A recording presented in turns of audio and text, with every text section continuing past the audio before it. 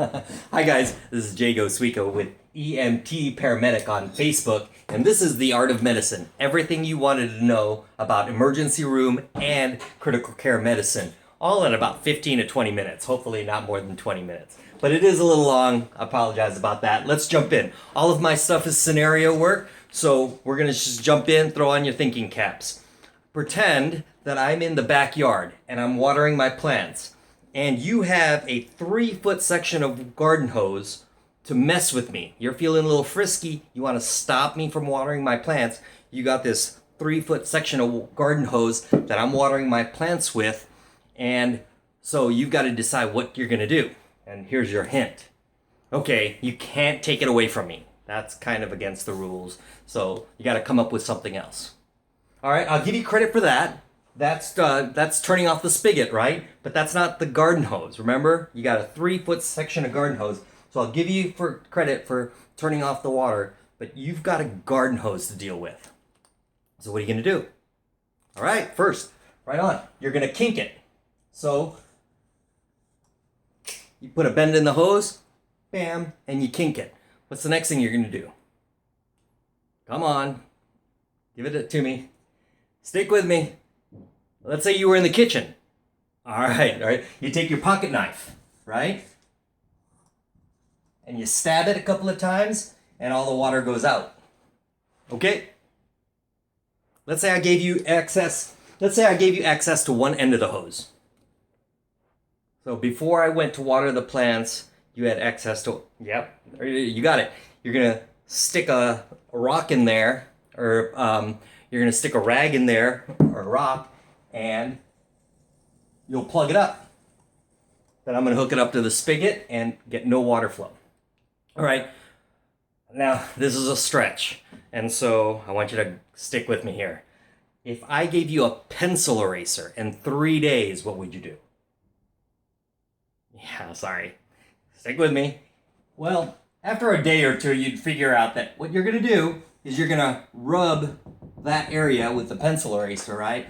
And you're going to make it super thin. And once it becomes super thin, it's going to bow out like this. It's going to come out like that. Right? Okay, now this one you rarely see, but I tell you that if you left that garden hose out in Arizona, in the Arizona desert for, I don't know, 70, 80, 90 years, right? And you took a pressure washer to the inside of that garden hose. So you got this pressure washer that's going to the inside of that garden hose. And that garden hose is curved like that, right there. What would happen is you would develop a little bit of a hangnail right there. And that erosion, that hangnail, if you kept on with your pressure washer, right? I'm gonna put a P and an angle here for your pressure, degree here for your pressure, and you would create this, originally a hangnail, and then the erosion would continue, and then it would turn into a windsock, right? And then after it turned into a windsock, it would turn into a divider. So Latin for divider is, right on, dissection. All right. And so I'm going to digress here, but I'm going to refer you to my AAA versus abdominal dissection video. So I want you to go over that. But since we're here, let's go over a couple of things with your dissection. The reason why we take blood pressures in the right and left arm is because we're ruling out, prior to the hospital, prior to the CT scan or the X-ray, a dissection. Your right arm goes out this way, your left arm goes out this way, your carotids and your circle of Willis is up there, and when you have a dissection forming, your heart, right? You need to have a hypertension, by the way, to have either one of these. I'll go over that in a little bit. But your heart is your pressure washer. It's pushing into this divider. It's going to hit your right arm first before your left arm. You're going to have blood pressure trickle around the divider, right? And so your right arm blood pressure will be greater than your left arm pressure. There'll be a significant difference. So I'll go over that in another episode of AAA versus aortic dissection versus AAA, and why one happens up here and why one happens down here. But let's go on with the art of medicine, which is your rest of these. So if any of these are happening in your heart, you're having a MI, heart attack. If any of these are happening in your brain, I don't know how to draw a brain, sorry. I think it's like that, but obviously not good. If any of these is happening in your brain, you're having a brain attack, stroke, CVA.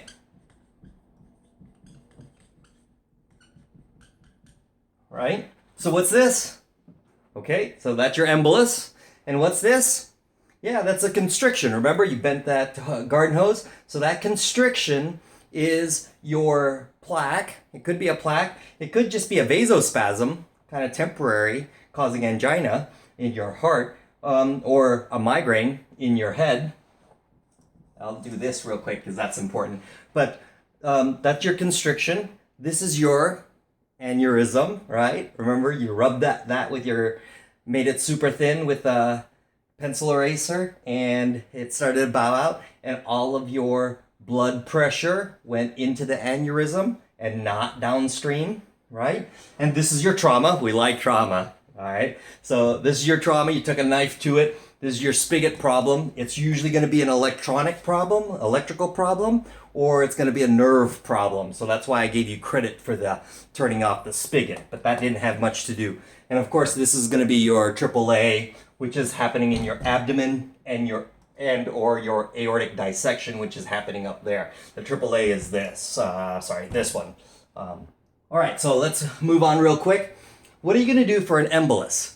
So a thrombus or an embolus, if it's a plaque, if it's a platelet embolus, then what it wants to do is get bigger, void of heat. This is my signal for a lighter, sorry. I'm old school. Void of heat or pressure, that thrombus just wants to get bigger. So you don't want the platelets coming to make that bigger. And so you give it an antiplatelet. So what do you give in the medic? Right? All right, so you give ASA, aspirin. Okay, so this is 2016, so watch your protocols, follow your protocols. Some protocols are moving away from aspirin, some protocols are moving towards aspirin. So follow your protocols. Don't get in trouble by listening to some YouTube video, some yahoo from a YouTube video. So anyway, this is give your aspirin to prevent that from getting bigger. And then for the constriction, what are you going to give? For constriction, you're going to give a dilator. What's a potent vasodilator that you have in the medic? Right on, nitroglycerin. Because it vasodilates, drops your blood pressure. So you should have an original blood pressure. Follow your protocols again. But you should have a blood pressure before giving nitroglycerin, and or be able to replace that blood pressure. So you want to have your 2 large bore IVs to be able to replace that blood pressure in case it dumps. All right, completely opposite here. I'll go over that in a little bit, but stick with me. This is going to be your aneurysm. So your aneurysm, what we will do, and I'll show you on these 3 different episodes what we're going to do with the aneurysm, on these 3 veins, what we're going to do with the aneurysm. But we could clip it. We could just literally cut the aneurysm off and put a tunnel on the outside. So a tunnel on the outside is a graft. So that's a graft. Okay? We could, like in this case, we could put a tunnel on the inside and just kind of push that down and put a tunnel on the inside. So what's a tunnel on the inside called? Right, a stent. So a stent is, it looks like a screen mesh. I wish I had one with me, but it looks like a small screen mesh door that's actually in itself. It's not expanded yet. It's constricted. And then we put it over a catheter that has a balloon in it, and we send it into this area, right? And then we blow up the balloon that's inside the stent expands, right? Then we deflate the balloon that's inside the stent, we deflate it, and then we pull back the balloon, and we leave the stent in place, right? So we're doing a lot more of these. Okay, so let's say that the aneurysm was here. Remember the aneurysm that we're dealing with? What we have now is we take the exact same catheter that we put here with the stent, and we bring it right up to the edge of that aneurysm, right? And inside that catheter, we feed a spring. And the only reason why that spring is straight is because it's inside that catheter. As soon as it comes out of that catheter, it starts to coil, right? And then we just throw more and more springs in there until that's all plugged up.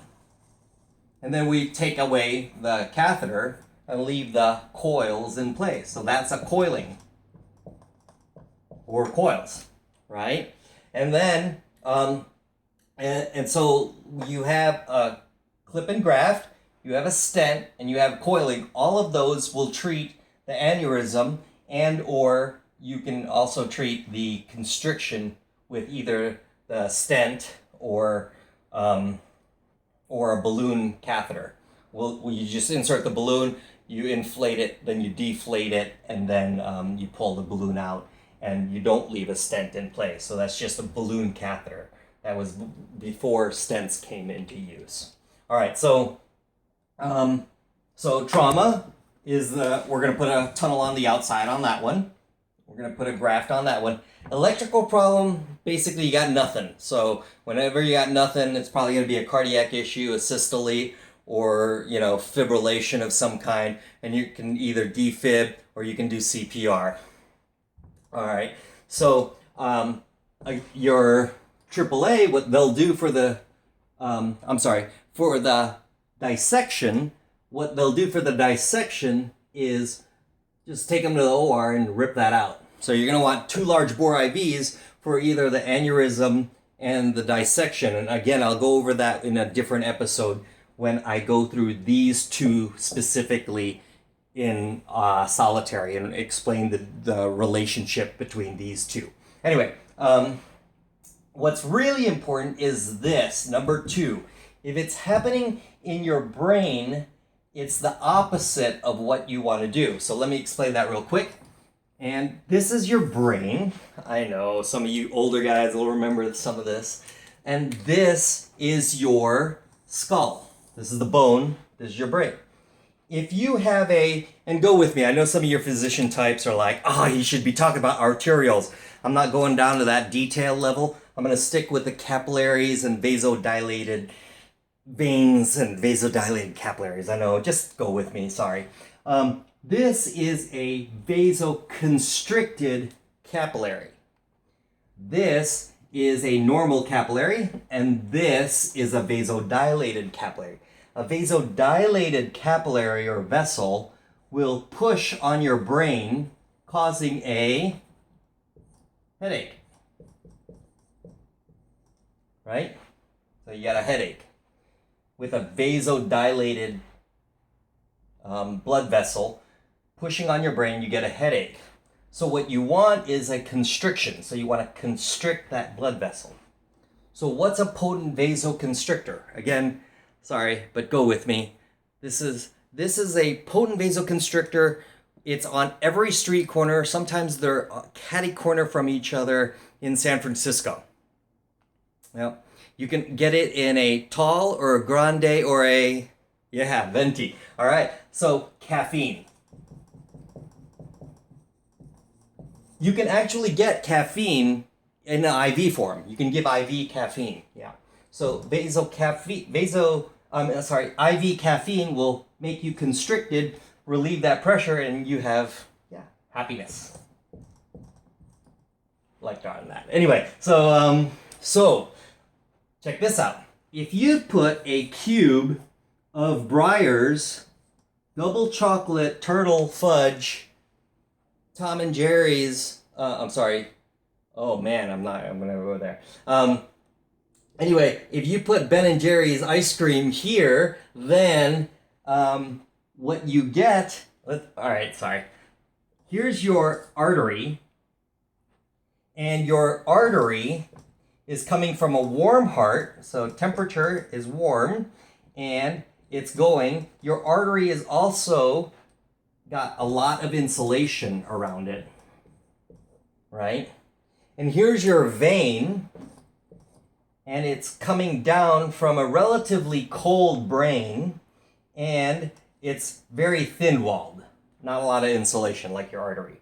Well, if you take a cube of double chocolate Ben and Jerry's, turtle fudge, Cherry Garcia right here, what happens is that your veins, again, arterioles, but veins constrict, right? And when they constrict, they get thin, and your arteries, because they're insulated, they're warm, they're big, and they're harder to affect, your artery's still pumping blood, and these things, your veins constrict, arterioles constrict, and causing a headache that's caused by ice cream. So this is your brain freeze. Your brain freeze here, so, you know, maybe espresso ice cream to help with a brain freeze if you're prone to brain freezing. So that's why in this case you don't want to give nitroglycerin. This is a migraine, not a stroke necessarily, but still needs to go to the ER to evaluate. But this is a migraine that's happening, and that migraine needs caffeine, a vasoconstrictor, not a vasodilator. So hopefully that makes sense to you. Anyway, don't forget, some places have oxygen, some places don't. Again, follow your protocols. It's 2016, things are changing. And oxygen can be a vasoconstrictor. So that's the reason why a lot of times for cardiac stuff, we don't give high dose oxygen anymore. But anyway, there's with the caffeine, or I'm sorry, with the nitroglycerin, remember that the side effect for nitroglycerin, right, is vasodilation. That's what you want here. These dilate too, so the side effect for nitroglycerin is a headache, which is happening here in your migraine. So you don't give a migraine more nitroglycerin, you're just going to give this migraine more headache. So let's not do that anymore. So anyway, there you go. This is the art of medicine. It's actually all about understanding flow. If we can resume flow or stop it from getting worse, as in the trauma, right? If we can stop the blood loss here, then we have life and happiness. And if we cannot resume flow, and you have an impaired flow from any of these 6 ways, and there's only 6 ways, it's either going to be blood flow, air flow, it's going to be food flowing, it's going to be electrical flow. In the case of the spigot, it'll be cellular flow. Something's always flowing in the body. It's either going round and round or in or out.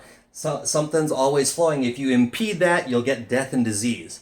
All right, so anyway, this is EMT. Come find me on EMT Paramedic on Facebook. I'm Jago Suico, and hopefully this will help you guys out in your ability to understand all of the things, and we become better and faster.